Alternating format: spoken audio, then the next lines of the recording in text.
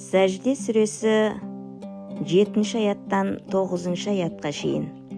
Бисмиллахир-рахманир-рахим, Аллахтың есіммен бастаймын. Ол жаратқан барлық нәрсесін кемеліне келтіріп, кереметтей етіп жаратады. Адамды әу баста балшықтан жаратты. Содан кейін оның нәсілін болмашы әлсіз ұрық судан жаратты. Кейін оған ең лайықты да, ең керемет кескін келбет берді. Һәм оған өзінің рухынан үрлеп жан бітірді. Әрі сендер үшін есту қабілетін, көздерді және жүректерді жаратты. Алайда сендер өте аз шүкір етесіңдер.